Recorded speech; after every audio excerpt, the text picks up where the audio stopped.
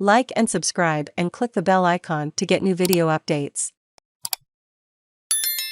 Katherine'S PFAS water treatment plant finally ready for action, but more will follow, experts warn. In a small remote town in the outback, a multi-million-dollar mega facility shipped in from America will soon turn potentially toxic drinking water into some of the cleanest in Australia.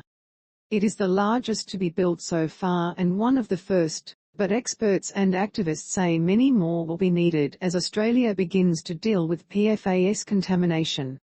A few years ago, residents of Katherine received the alarming news that the water they had been using was contaminated by a group of human-made chemicals known as PFAS, which some experts say are linked to cancers and other serious health concerns.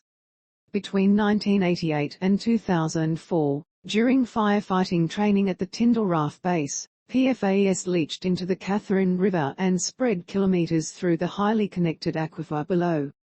The government advised against eating fish caught from the river. The local swimming pool was closed. Reliant properties surrounding the base were delivered bottled water by Defence, and residents lined up for blood tests. A major study on the health effects of PFAS and a landmark class action were launched, and an interim water treatment plant was brought in, but its size left many in fear that clean water would run out. Since then, residents have been clinging to the promise Australia's largest PFAS water treatment plant would be built, and after years of delays it has been confirmed the facility will be completed by August at the latest. Senior Project Manager at Power and Water Corporation Liam Early said it would deliver very high-quality water, and agreed it would likely be the first of many needed across Australia as the nation began to grapple with the enormity of PFAS contamination. PFAS is a problem around Australia in a multitude of places, he said. Until the PFAS issue is addressed, there will need to be a plant of some nature to remove the PFAS if it is deemed to be above acceptable levels. The more we look, the more we re-finding, Associate Professor Suzie Reichman, an expert in pollution science at the University of Melbourne, said the sticky substances were known as forever chemicals because of their persistence in the environment and could be found in hundreds of everyday products like cosmetics, sunscreens and non-stick pans. Evidence is mounting that high concentrations can have a number of health impacts, including cancer, Dr Reichman said. We haven't definitively proven that in humans, but we also don't know what concentrations cause cancers. The Australian government has taken a very precautionary approach, and we have very low thresholds for PFAS in the environment, including in drinking water. But because it wasn't on people's radars as a contaminant for so long, we're now seeing it has gotten out into the environment. The more we look, the more we re-finding.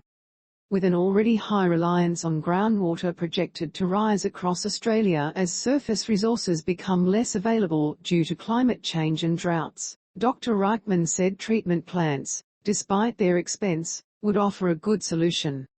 We have already contaminated the environment with PFAS, and if it is the only source of water, the solution to keep it safe for people and stock is to clean it up, she said. This is the unfortunate legacy of PFAS. Issue unprecedented, Brockovich says. Erin Brockovich said filtration systems were being installed across the US, where PFAS had turned up in the water supplies of communities across the country. I am currently working on this issue in Maine, where we're re-looking at all of the organic farming being destroyed, she said. It is in the cattle, it is in the chicken eggs, it is in the aquifer, it is in people's bore wells. It is happening here in California, it has already happened to Alabama, it is happening everywhere in Michigan. It is happening at every single military base throughout the United States.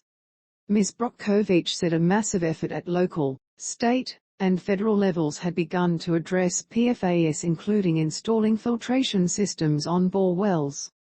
She said, after a slow start, the US was finally taking note of science and research that showed PFAS was widespread and dangerous. Read more. She warned Australia needed to be prepared and proactive.